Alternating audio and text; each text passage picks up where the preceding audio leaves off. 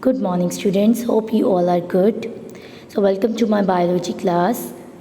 Today, we are going to start our chapter Classification of Living World. So, student, first of all, what are living organisms? Living organisms are those organisms which have ability to walk, to reproduce, okay, to eat, okay. They have these abilities, and some characteristics of living organisms are growth, reproduction, metabolism. Metabolism means it helps through living organisms to do their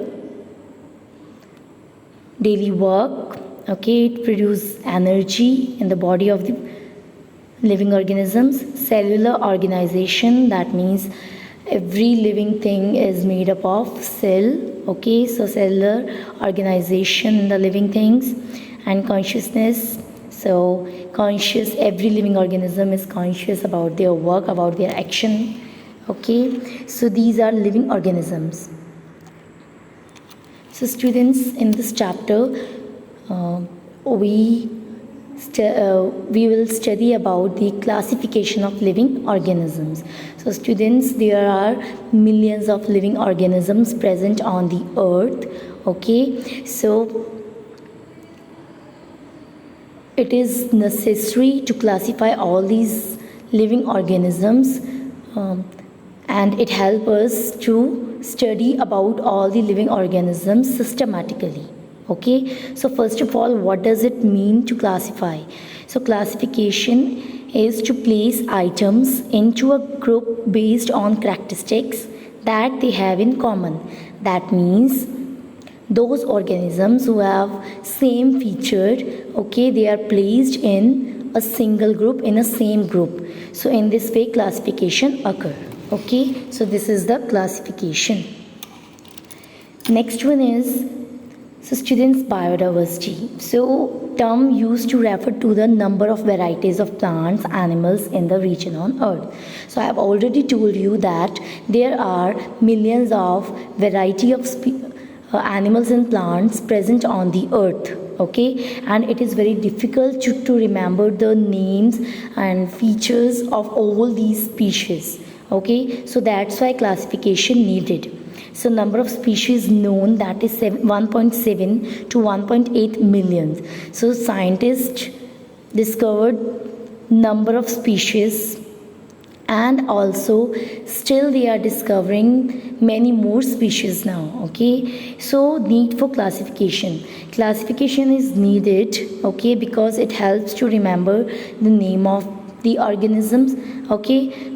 Because I have told you that millions of organisms are there, right? So it helps us to classify all the organisms of same feature in a single group, okay.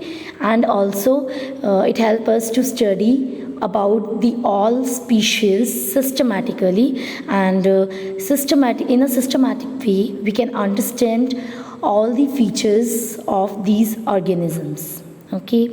So students, next one is nomenclature. बच्चे, nomenclature is very important. Need to standardize naming organisms. So organism named same in all over world. So students, as you know that in all over world scientific name, we can use scientific name in all over world, right? Like mango, the scientific name of mango is Mangifera indica. So this Mangifera indica, that is the scientific name, we can use this name in all over the world. So that's why nomenclature is very important.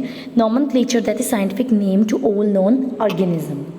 Okay students, suppose let us take the example. If we go to the Spanish country, okay, and you don't know the Spanish, but you know the scientific name of the things, and if you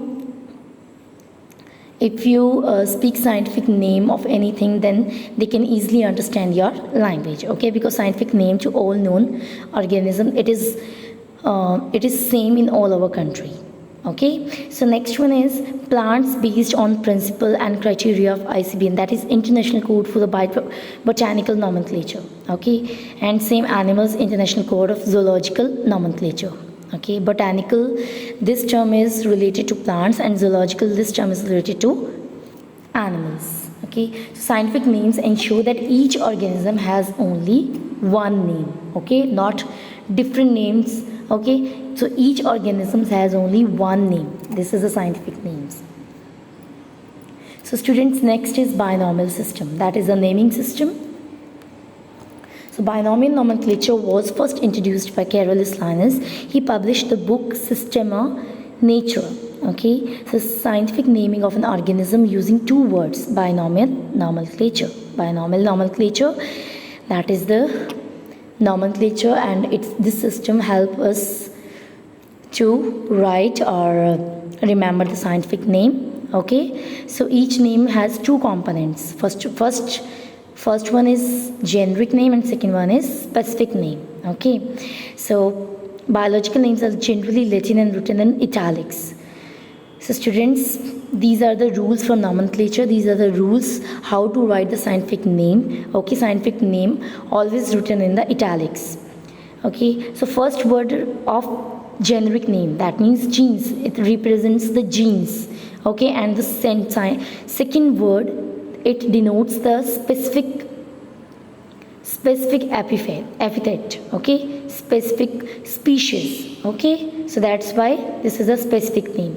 So both word of biological name should be underlined separately when handwritten or in italic. Okay, so and one more thing, when you write the scientific name, it is always in italic form, and underline both the components. Generic, that means genes, which contain genes, and specific, which species or specific name, it contains species. Okay, species name.